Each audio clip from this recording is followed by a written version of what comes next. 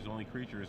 And really, the only way he wins is with Nathalia Johnyard. He has one copy of Elixir Immortality in his deck, and he's basically have the strategy of, I don't care about producing a threat. It's about you stopping all of your threats and just winning by decking it. Yeah. So it's going to be interesting to see how he can navigate this matchup because, Brad's deck has a lot of very good threats against Wrath of Gods. He has Voice of Resurgence, he has Lingering Souls, he has Doom Travelers. But at the same time, Chimhoy does have 3 copies of Terminus. Terminus is very good against Brad's particular build of Aristocrats. So Brad with Junk Aristocrats is going to start off with a Voice of Resurgence. Going over his deck list again, if you're familiar with Nelson at all, and he did win the Star City Games Open in Baltimore a couple weeks ago, he is playing a very similar list, but he does have 1 Obzat main deck. He does have 3 main deck Garruk Relentless as well. A couple of changes here and there. He does have a deck tech that we did with him a little bit earlier too, so if you have not checked that out, be sure to do it. You can find his exact 75 in there. He's got some Smites hanging out, Deathrite Shamans in his sideboard as well, so I'm pretty interested to see him play against Chihoy Yim, a player from Alabama type area. Again, he has a Star City Games Invitational topic. He has multiple Star City Games Open wins, and he's been playing this deck on Magic Online a lot. If you follow the Magic Online What's Happening page, you're going to see his name in the daily event 4-0s a lot. You see him cast a Supreme Verdict to take care of the front half of that Voice of Resurgence and Skursak High Priest, and he's pretty much the only person that's actually playing this deck. Yeah, and you can see here just how difficult of a matchup it's going to be for Chi, because Brad basically forced Chi to cast a Supreme Verdict, and Brad just said, okay, my Voice of Resurgence dies, I get an Elemental token, and now my turn, I'm just going to cast the Lingering Souls and attack you for 3. So Brad's able to recover from a Supreme Verdict pretty easily. So it's going to be interesting to see whether or not Chi can actually do anything. It seems like his deck, I wouldn't say it's the worst matchup for his deck, but it's a pretty bad matchup just because of the kind of threats that Brad has. Yeah, and Brad's ability to pace the game where, he doesn't have to put a lot of threats into play at once. He doesn't have to extend like maybe a mono red deck would have. He can pace the game in such a way where, look at this board right now, he doesn't have to put anything else on the table. And the other thing is that Chi doesn't have cards like Restoration Angel in his deck or Thragtusk. So the thing about it is he can't even have a blocker in play that forces Brad to overcommit. Yeah. So, cards like Thragtusk, Restoration Angel are great in ban control decks because they kind of force the opponent to overcommit, and then you can wrath. Yep. The problem with Chihoy's deck is he just can't do anything. He can't commit anything to the board. He can't force Brad to commit anything more beyond maybe flashing back a Lingering Souls, which Brad's fine with doing. And, now he's forced to kind of 1-for-1 on Brad, which is pretty bad. This is awesome. Very tricky play from Brad Nelson here. So this is awesome. Brad plays a Lingering Souls pre-combat to make the Elemental token into a 5/5. Chihoy is going to cast the Exile mode on Selesnya Charm, targeting the 5 Elemental token. You see Nelson is going to cast a Tragic Slip on his own token to make it a 4/4 and get damage in, negating that Selesnya Charm. Chihoy ends up just casting Snapcaster Mage on a Supreme Verdict and clearing the board, but I'm with you in basically everything that you said. Look at Brad just refuel. Yeah, and the thing about Chihoy's deck is he's really under a lot of pressure. Uh-oh, wow. So probably wanted to just cast it for 1, but a little too quick with the miracle there. But the problem with Chihoy's deck is that he really needs Sphinx of Revelation in this particular, like obviously he always wants Sphinx of Revelation, but in this particular matchup, because of the amount of times he's forced to Wrath, Brad's deck is forcing the Wrath, he really needs to refill. So he needs those Urban Evolutions in his decks, and he needs the Sphinx of Revolutions. He needs to keep chaining Wrath effects. Now you see Nelson slam down a 5th land and Obsidian Ghost Council, his 1-of in his deck.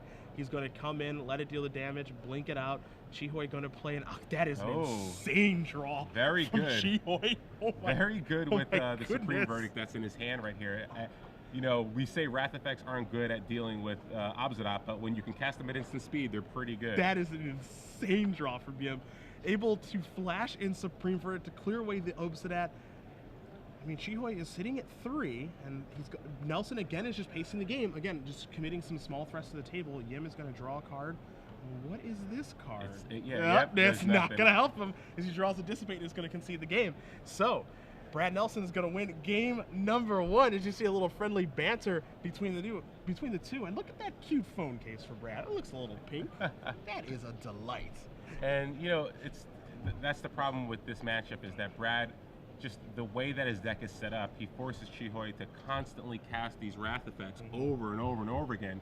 And the only way that his deck can keep up with that is by drawing cards as well. Yep. So if he's able to draw into this Sphinx of Revelation and his Urban Evolutions to keep up with the pace that Brad's putting on him, then maybe he has a chance. But in that game, you just saw, he drew a lot of Wrath effects, but he didn't draw anything to refill his hand. Yeah. So Brad was able to navigate it pretty easily.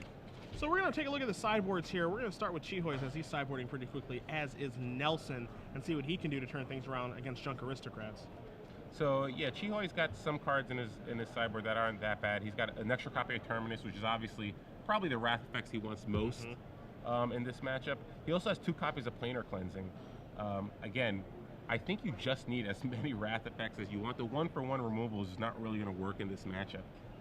So I like bringing in Planar Cleansing also because it's a potential way to deal with Planeswalkers. Again, the problem with control decks like this, where you don't have any creatures, is you can't attack Planeswalkers. So you don't really have a good way to go after cards like Sorin or Garrick. So I think you probably want to bring in those Planar Cleansings as well. He also has 1 copy of Aetherling, which, again, I think you want that card as well, just because it's a way to put pressure on Brad, and it's an alternate win condition that doesn't require you to sort of give Brad more and more time to just kind of draw out of it. So I like bringing in the Terminus, the Planar Cleansings, and the Aetherlings. Beyond that, he's got a Psychic Spiral, 2 Plasm Captures, a Renounce the Guild, 2 copies of Dispel, 2 Negates, and 3 Fogs. I don't really think you need any of these cards in this matchup. Fog is pretty good against aggressive decks, but Brad's deck isn't about doing a lot of damage in one turn, something like a Naya Blitz deck or a red-green deck.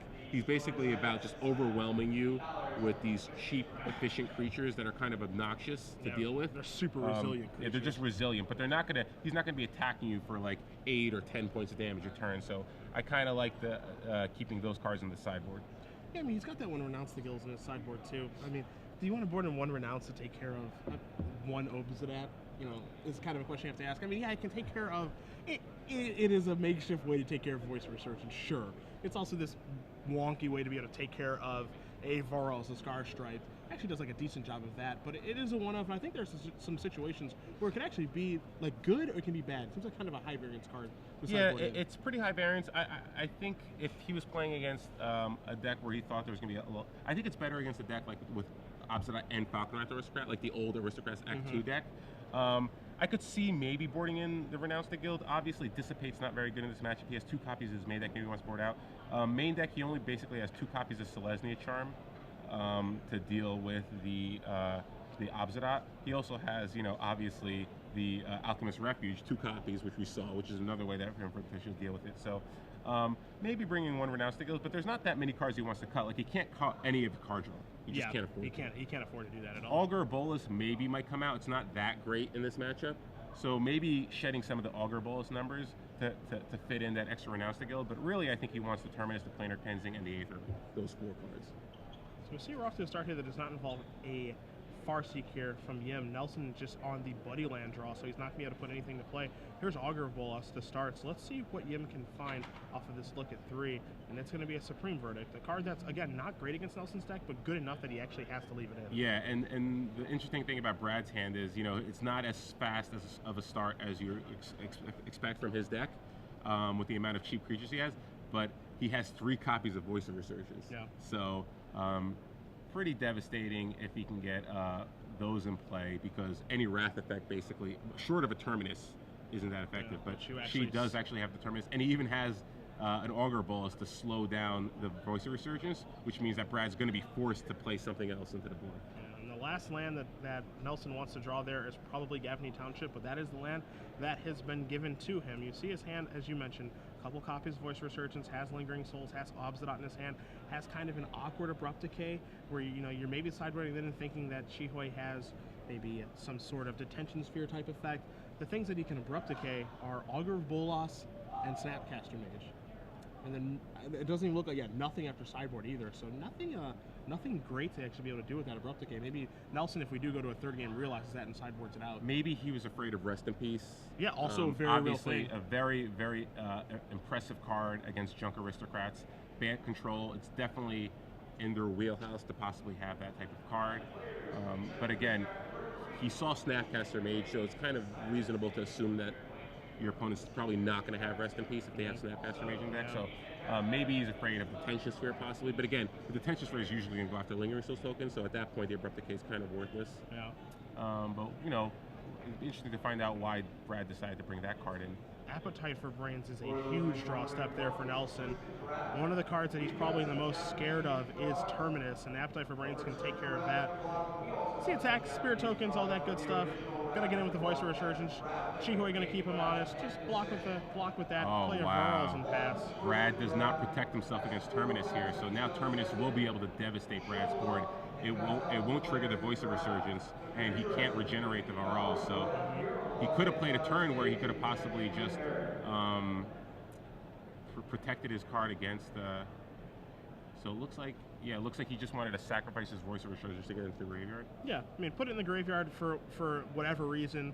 Also, I mean, if you kind of want to look at just positives, just good practice. Yeah. You know, just in case for moving forward. You see Chihoy's hand right now. He does have a Snapcaster Mage. He also has a Supreme Verdict that he did find off of the old Augur Bolas to go along with a couple other cards. I think there's a Revelation hiding out in there as well, and a Dissipate. So his hand is pretty good right now. And as you mentioned, the big thing in this matchup for him is he needs to be able to go, you know, match removal effect, draw a bunch of cards, another match removal effect, and just keep doing that until he wins. Yeah. And it's interesting that the turn before, Brad could have actually cast Appetite and Doom Traveler and protected himself against Terminus, but now he can get rid of the Supreme Verdict in Chihoy's hand, but now he just doesn't have any pressure on the board. And Chihoy has a Snapcaster along with a Supreme Sphinx's Revelation and a Dissipate. Yeah. So a main phase Revelation right now, it's going to be for 5. So Chihoy's going to refill, has 2 cards in his hand in the form of Dissipate and Snapcaster Mage. 5 more coming, going to put him to 7 on the end step. He draws a Glacial Fortress ×2, Revelation ×2, and a Hinterland Harbor. So not the best Revelation, but certainly not a bad one. It was a pretty lucky draw on Brad's part. Brad did not draw a 5th land, so Chihoy actually dodged Obsidian coming down because Chihoy's Sphinx Revelation was so bad there.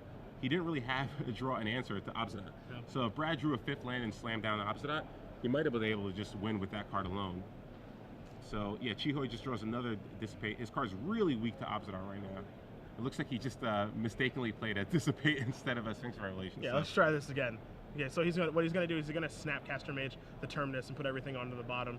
Again, you're seeing right now, as he plays a Glacial Fortress to pass the turn back, how huge Terminus is in this matchup. Yeah, it is gigantic in this matchup. And Brad whiffed on a land again, so that Obsidian, again, it would be huge if he can get it to resolve, but it just couldn't come into play on the right turn. So Dissipate is still live for Chihoy, and he could just basically pass the game down, play Sphinx Revelation every turn.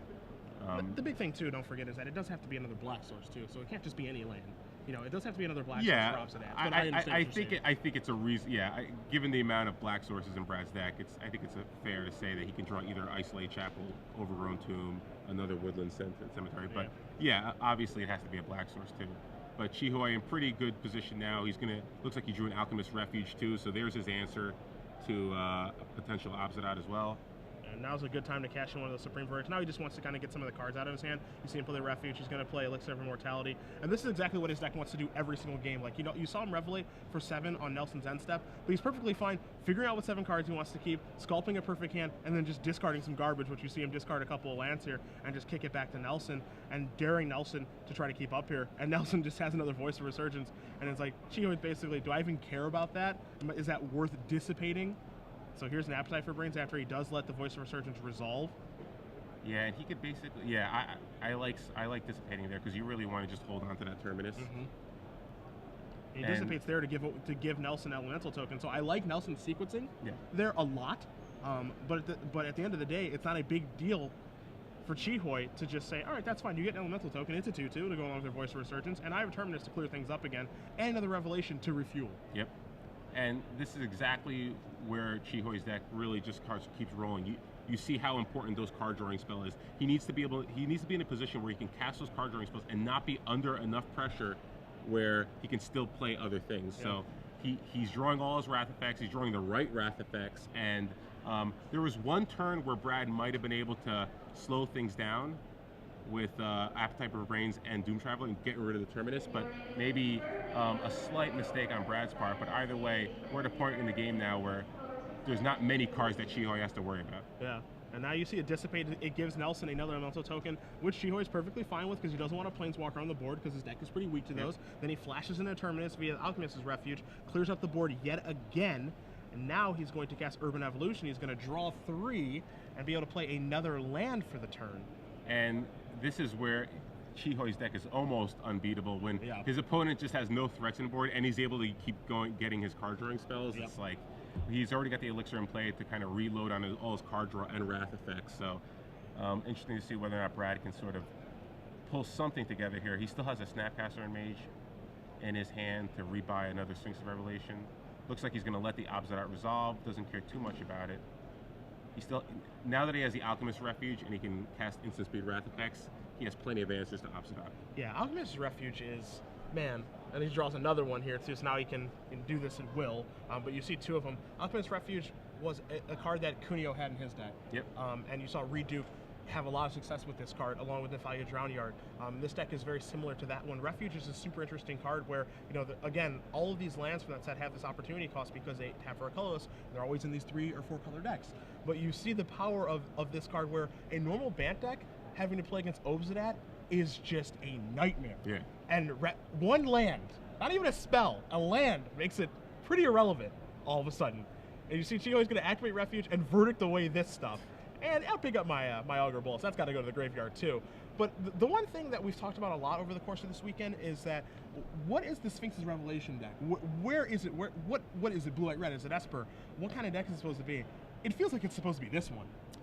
Well, I mean, again, it looks very good in this situation. Obviously, Brad got a pretty awkward start, and Chihoy got pretty much the ideal start on his side. So his deck looks fantastic right here, and clearly you can tell that he's been playing this deck a lot because he knows exactly what he's supposed to be doing every turn. He's been playing this deck on Magic Online, crazy. And the other thing that's very important about a deck like this is you have to play it quickly. Yes. Because if you stumble, if you make too many, think about it too much every turn, you're going to draw a lot because this deck doesn't put any pressure on their opponents. No. They try to win by decking. So Chihoy definitely is playing very quickly. He's playing at a quick pace. Even though he's winning, he still knows that I have to try to just make sure I play every turn quickly, don't mess around. He figures out what 7 cards he needs. He discards the rest.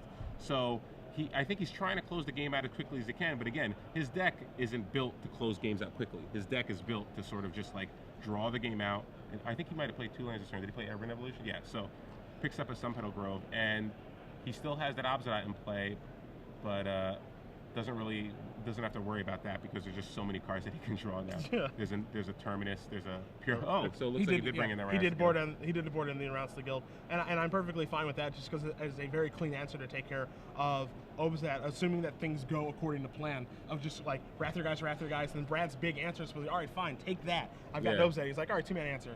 Are you done? Like big revelation, whatever. And it's got to be a good feeling when you have 14 cards in your hand and you're like, all right, I'll just find the best 7 and discard the rest. Happily discard, yeah. So Brad basically trying to do as much as he can in this matchup. Obsidian, again, not very impressive when your opponent has Alchemist Refuge, and you saw him take a Renounce the Guild off of Augur Bolus. So Sin Collector comes down. Another good card in this matchup, but It's too a late. really good card in this matchup, actually. So there goes Renounce the Guild in response to Sin Collector. Sin Collector is going to resolve. Take a look. So many good cards for Brad to choose from. You see 2 copies of Selesnya Charm, a Sphinx's Revelation, Urban Evolution, a Supreme Verdict, and a Snapcaster Mage. Now again, Sin Collector is actually going to exile a card, not put it in the graveyard, which is relevant here. Yeah. Especially when Chihoy's plan is to recycle his deck via Elixir of Immortality. But one thing that you mentioned is the pace of play that you have to have when you play this deck. You need to know what you want to do in every phase of the game. You don't have time to think a lot about your decision-making process because, as you said, time is definitely a factor. And I 100% agree with you. You can see that Chihoy's pace of play is very, very quick. But the interesting thing about his deck is that the opponent is not incentivized to concede at all. No. You know, at no point are they going to be incentivized to concede. Now, you see Nelson kind of concede the game, which I'm a little bit surprised about, you know, because with time being such a factor here, I would make my opponent kill me. Yeah. Because it takes them so long to do it. And you can use the clock as your ally. The problem with the situation is that Chiho is playing the deck so quickly. He even had the 4 lands and the 3 lands in the drown yard on the top of his land pile, just ready to go at the end of Brad's turn each time. So he's like, mill 3, mill 3, mill 3. Brad can tell that Chihoy knows how to play this deck quickly. He's not going to drag things out. So Brad figures, all right, well, this game's probably going to end in 10 minutes anyway. Yep. I might as well just go to game 3 because I don't think if I wanted to drag it out for the draw, I can do that in game 3. Sure. But rather, maybe I'll just go to game 3. Why bother wasting time? You never know what's going to happen. There is also the aspect too of the information game where Chihoy's plan of killing you is by milling you. Milling you is gaining information about how you're sideboarding, and maybe there's something in Nelson's sideboard, as we did not have the opportunity to go over that he wants to hide. And in Nelson's sideboard, he has 3 copies of Abrupt Decay, 2 Duresses, 1 Sin Collector, 4 Deathrite Shaman, an additional Obsidian to go along with the one in his main deck, 2 Appetite for Brains, and 2 copies of Smite. Now, I feel like the cards that he did bring in, Chihoy had seen.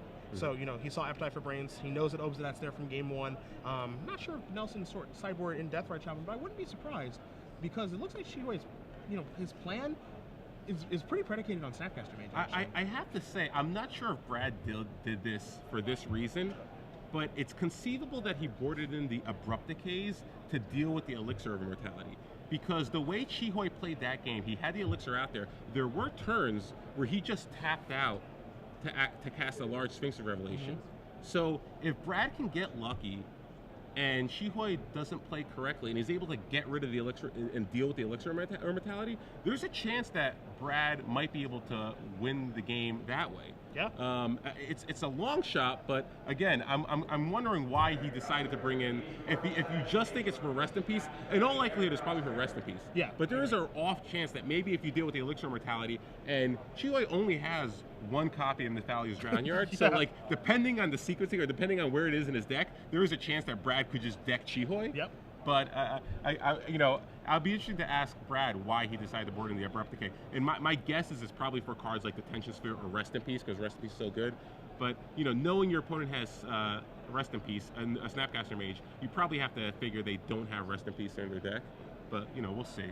Now, this is a really good start here for Nelson. Starts with a Young Wolf into a Voice of Resurgence. No messing around here, and Chihoy is going to miss with Augur of Wallace. So if you're Nelson, you are absolutely thrilled right now with how this game is going. Yeah, that's a perfect base against a Supreme Verdict. Yep. So you see the Augur step in front of Voice of Resurgence. Young Wolf's going to get some damage in, and now here's a Lingering Souls. So Chihoy, most importantly, no turn to Farseek. Doesn't find anything with his Augur of Wallace, so he's got a bit of an uphill climb here. And you see Supreme Verdict. How good is it going to be right now? Right now, it's going to leave 2 guys behind. Oh, and here's it looks like there's an Appetite for Brains drawn for Brad Nelson. Gonna take a little look. Appetite for Brains shows you 2 verdicts. Okay, so if you're a Chihoy fan, you're pretty happy that he has double verdict in his hand to go along with Terminus. You see Brad taking down the information, also double Island and a Sun Petal Grove over there. But one huge thing here for Nelson this turn is he did not hit his 4th land. I think he would have loved to slam down Garrick this turn, fight that Augur of Wallace, and get the beatdowns going still. Yeah. Makes the Wrath even worse. Garrick is, again, just being a Planeswalker is very good against control decks because they don't have a lot of ways to deal with Planeswalkers. So Brad takes out the Supreme Verdict, and it looks like he's just going to attack here. I don't, knowing that Chihoy has a Supreme Verdict in his hand, I don't think he can really afford to commit anything else to the board here. You see him fidgeting with the Young Wolf. Do you like sending in Young Wolf this turn? I didn't like sending it in last turn because I thought Chihoy was going to block it. Me too. Yeah, because why? If you know you have 2 Supreme Verdicts, you want to make sure it dies. So I'm surprised that he sent it in last turn. And then the fact that Chihoy didn't block it, I thought would give me even more reason to just send it in this turn, unless you thought Chihoy maybe learned his lesson this time. But now this is interesting, because now Chihoy doesn't have to Wrath. Yeah, that's the big thing, right? Where he doesn't have a reason to Wrath now, but Nelson I think kind of enticed him to not Wrath because now Garrett comes down. Chihoy did not draw a counter spell. He fights that. This is going to flip into Garrett the Veil Curse. And now, Nelson's going to send with all 4 of his creatures, get in 5 points of damage, and pass the turn back. And now Chihoy is in some serious trouble.